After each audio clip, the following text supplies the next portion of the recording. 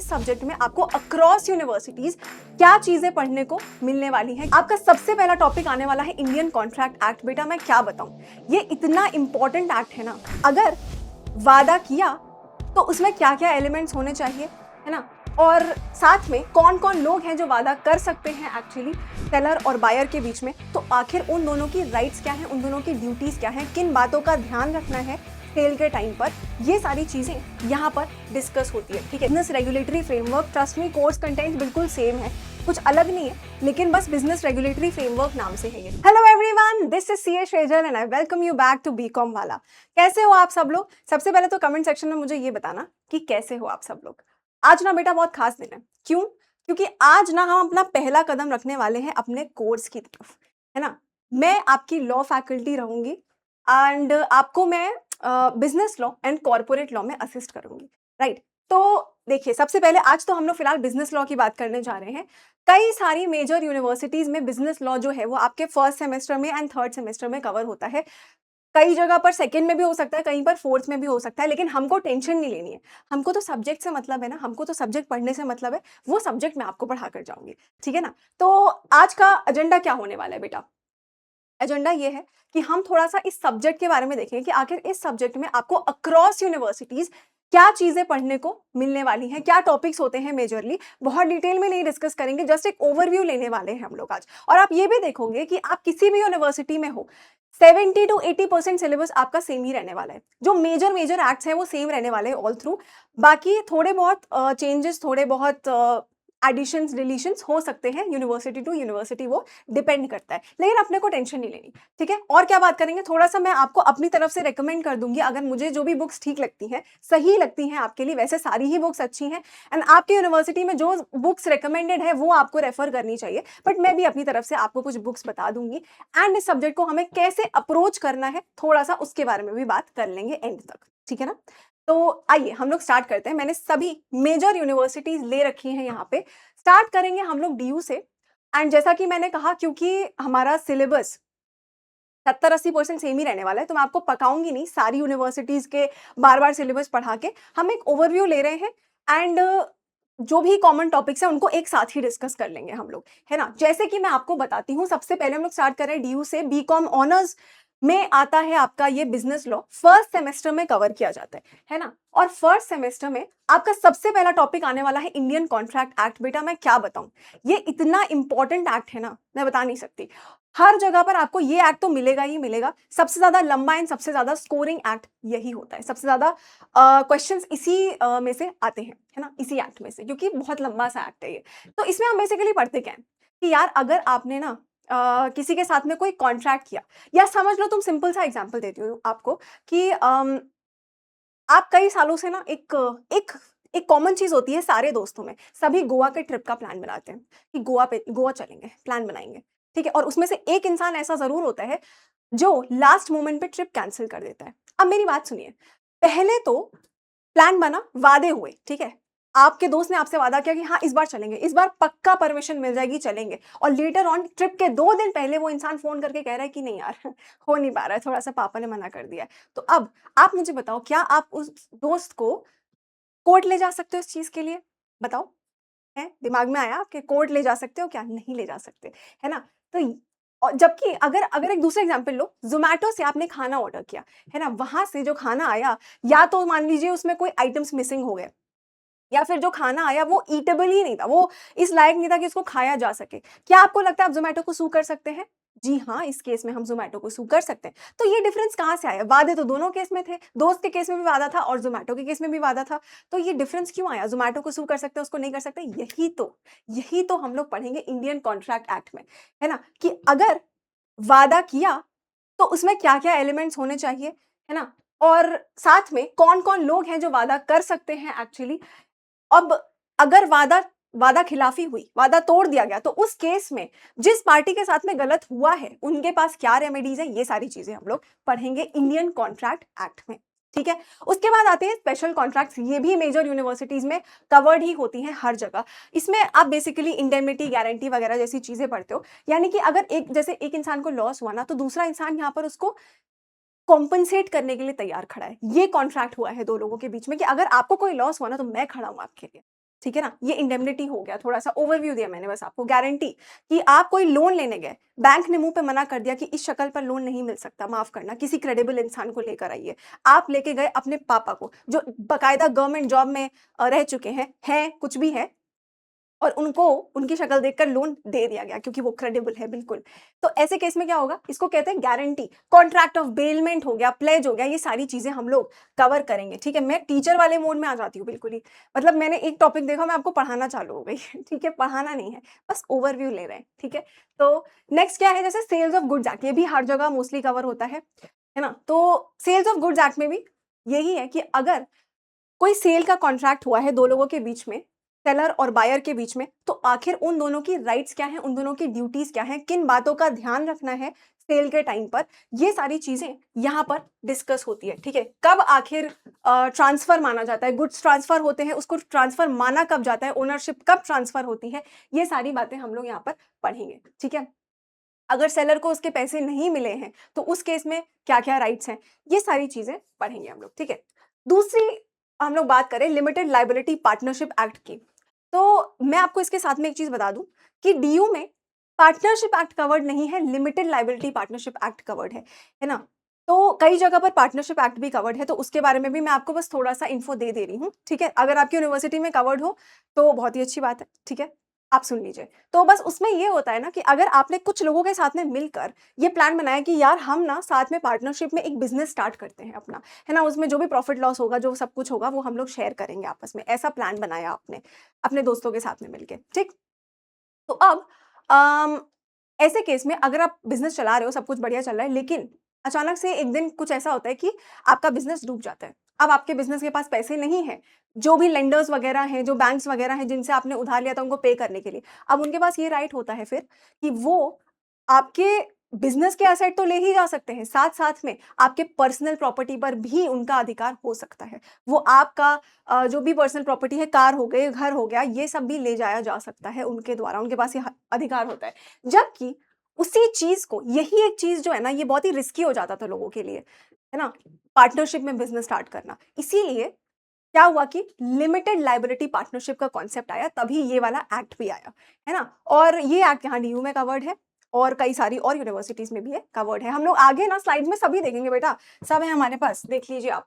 Punjab university भी है हमारे पास, इग्नू है हमारे पास, कैलकाटा यूनिवर्सिटी है, एलयू है ना, गुजरात यूनिवर्सिटी, एमयू, सब कुछ है। ठीक है, तो टेंशन नहीं लेना है, सब कुछ हम लोग ऊपर ऊपर से ओवरव्यू जरूर लेते हुए चलेंगे। ठीक है ना, तो लिमिटेड लाइबिलिटी पार्टनरशिप के बारे में हम लोग बात कर रहे थे। यहाँ पर क्या होता है कि कॉन्सेप्ट वही है, रिश्ता वही, सोच नहीं, कॉन्सेप्ट वही है कि कुछ लोगों ने आपस में मिलकर बिजनेस स्टार्ट किया, लेकिन एलएलपी क्या होता है ना, it is a mixture, mixture of what, a partnership business and a company. ये दोनों के फीचर्स को साथ में लेकर आता है। पार्टनरशिप मतलब कि चार पांच लोग साथ में मिलकर ऐसा काम कर रहे हैं, और कंपनी का फीचर कैसे लेकर आता है, जैसे कंपनी में आपने पढ़ रखा होगा जरूर 11th-12th में, अगर आप कॉमर्स स्टूडेंट रह चुके हो तो आपको ये बात पता होगी कि कंपनी की अपनी खुद की एक लीगल आइडेंटिटी होती है ना। तो कंपनी को अगर जो मेंबर्स हैं, कंपनी अगर डूब जाती है, कंपनी के पास पैसे नहीं है अब देने के लिए लेंडर्स को, तो क्या होता है कि जो लेंडर्स हैं वो सिर्फ कंपनी के असेट्स पर ही नजर डाल सकते हैं, सिर्फ कंपनी के असेट्स ही सेल किए जा सकते हैं लोन रिकवर करने के लिए। कभी भी जो मेंबर्स या शेयर होल्डर्स हैं उनके पर्सनल एसेट्स पे नजर नहीं डाली जा सकती। समझ में आ गई बात। वैसे ही सेम प्रॉपर्टी एलएलपी में होती है कि चार पांच लोग बिजनेस साथ में स्टार्ट कर रहे हैं, it is a kind of partnership, लेकिन इनके पर्सनल असेट्स पर कोई हक नहीं जमा सकता अगर ये बिजनेस फेल हो गया तो, एलएलपी वाला। समझ में आई बात। तो ये पार्टनरशिप एंड कंपनी दोनों के फीचर्स को साथ में लेकर आता है। तो यही है, देखो डिफरेंस हम लोग पढ़ेंगे इन दोनों के बीच में, और पार्टनर्स एंड डेजिग्नेटेड पार्टनर्स, इन सब के बारे में हम लोग बात करेंगे। मैं अभी क्या ही बताऊं आपको, लॉ जो है ना बेटा, एक बिल्कुल ही नया सब्जेक्ट है आपके लिए। आप में से किसी ने भी 11th-12th में लॉ नहीं पढ़ा हुआ होगा, है ना। तो ये बिल्कुल नया सब्जेक्ट आपके लिए, टर्मिनोलॉजी नहीं है। तो मैं क्या आपको बताऊं इसमें कि डेजिग्नेटेड पार्टनर क्या होता है, इनकॉर्पोरेशन डॉक्यूमेंट क्या होता है, छोड़ो, लाइटली लो, आराम से पढ़ेंगे धीरे धीरे, है ना। चलो, उसके बाद इंफॉर्मेशन टेक्नोलॉजी एक्ट, बेटा आज जिस हिसाब से टेक्नोलॉजी आगे बढ़ चुकी है, आप चाहे मतलब किसी ने बहुत सारी बुरी चीजें भी हैं यार, किसी किसी का इंस्टाग्राम प्रोफाइल हैक हो जाता है, एंड हैक होके उनका प्रोफाइल को यूज करा है दूसरे लोगों से पैसे मांगने के लिए। यहाँ से लेकर जो बड़ी बड़ी कंपनीज हैं या छोटी कंपनीज भी हैं, वहां पर भी डिजिटल सिग्नेचर वगैरह यूज होते हैं डायरेक्टर्स के। तो वो डिजिटल सिग्नेचर को ऑथराइजेशन कौन देता है, कौन ये बात इंश्योर करता है कि हाँ इस डिजिटल सिग्नेचर का मतलब it is equivalent to a signature on paper, कौन ये अधिकार देता है? हमारा ये एक्ट ही। समझ में आई बात? तो हर जगह जहां पर भी टेक्नोलॉजी है, इंटरनेट इन्वॉल्व है, वहां पे हर जगह इंफॉर्मेशन टेक्नोलॉजी एक्ट है। देखो डिजिटल सिग्नेचर की भी यहाँ पर बात हो रखी है, ठीक है ना? आई होप आपको समझ में आया होगा। ठीक है, तो जहां जहां टेक्नोलॉजी वहां वहां इंफॉर्मेशन टेक्नोलॉजी एक्ट, ठीक है। तो हमने डीयू का तो थोड़ा सा कवर कर लिया, हमने जितनी भी बातें थी वो हमने ऊपर ऊपर से देख ली। पंजाब यूनिवर्सिटी में भी देखो इंडियन कॉन्ट्रैक्ट एक्ट आया ना, सेम ही चीजें होंगी यहाँ पर भी। पूरा स्पेशल कॉन्ट्रैक्ट्स में इंडेमनिटी, बेलमेंट, जो नाम मैंने अभी जस्ट लिए थे आपके सामने, है ना। यहाँ पर एक और है कंज्यूमर प्रोटेक्शन एक्ट है यहाँ पर, है ना, और introduction to right to information act. छोटे छोटे एक्ट्स हैं, ठीक है। अगर किसी यूनिवर्सिटी में कोई चीज अलग से कवर हो रही है तो वो छोटे छोटे से एक्ट्स ही होंगे। Consumer protection act is basically की एज अ ग्राहक, as a buyer, as a consumer आपके क्या राइट्स हैं। लोग फेक एड्स दे रहे हैं, फेक रिव्यूज दे रहे हैं, तो फिर आप क्या कर सकते हो ऐसे लोगों के खिलाफ, है ना। आपके क्या अधिकार हैं, वो सारी बातें यहाँ पर आप देखते हो, ठीक है। उसके अलावा इग्नू भी देख लेते हैं, है ना। इग्नू में कई दफा बच्चों को बहुत प्रॉब्लम होती है क्योंकि उनको समझ में नहीं आता आखिर हम अप्रोच कैसे करें, कोई उतना गाइडेंस नहीं होता बहुत ज्यादा, है ना। तो ये चीज मैंने काफी बच्चों के साथ में देखी है। यहाँ पर ये सेमेस्टर 3 में कवर हो रहा है। अच्छा, पंजाब यूनिवर्सिटी में ये सेमेस्टर 1 में कवर हो रहा था, है ना। ओके, तो इग्नू में ये बीकॉम ऑनर्स में सेमेस्टर 3 में कवर होता है। वही बातें हैं बेटा, exactly general law of contract में आप वही इंडियन कॉन्ट्रैक्ट एक्ट ही पढ़ रहे हो यहाँ पर, है ना। सारी चीजें वही हैं। Specific contract, again indemnity guarantee बोला था ना मैंने। पार्टनरशिप देखिए, यहाँ पर आपका पार्टनरशिप भी आ जाता है, ठीक है ना।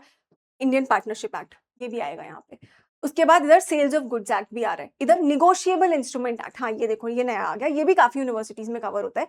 निगोशिएबल इंस्ट्रूमेंट्स एक्ट बेसिकली क्या है कि एक बिजनेस में ना कैश के अलावा बहुत सारे और भी इंस्ट्रूमेंट्स हो सकते हैं जिससे पेमेंट्स एंड रिसीट्स होते हैं, ठीक है। चेक वगैरह हो गया जैसे, है ना। तो ये क्या है, निगोशिएबल इंस्ट्रूमेंट्स है ये। अगर ये चेक बाउंस हो जाता है तो ऐसे केस में क्या होगा, जेल भी हो सकती है। आपको पता है क्रिमिनल लाइबिलिटी है चेक बाउंस होना, ये सेक्शन 138 में हम पढ़ेंगे निगोशिएबल इंस्ट्रूमेंट्स एक्ट्स में, ठीक है ना। तो ये सारी चीजें थोड़ा सा, प्रोमिसरी नोट्स वगैरह हो गए, बिल ऑफ एक्सचेंज हो गए, सब कुछ पढ़ेंगे, ठीक है ना, ऐसे एक्ट में, निगोशिएबल इंस्ट्रूमेंट एक्ट में। ओके, कैलकाटा यूनिवर्सिटी की बात करूं तो बेटा ये आता है सेमेस्टर 4 में, सेमेस्टर 4 में आता है ये। इनफैक्ट ये स्प्रेड है थोड़ा सा, सेमेस्टर 5 में भी है जहां तक मुझे लगता है, ठीक है ना। और ये आता है by the name of business regulatory framework. Trust me, course content बिल्कुल सेम है, कुछ अलग नहीं है, लेकिन बस बिजनेस रेगुलेटरी फ्रेमवर्क नाम से है ये, ठीक है। सेमेस्टर 4 एंड सेमेस्टर 5 में स्ट्रेच हो रखा है पूरा।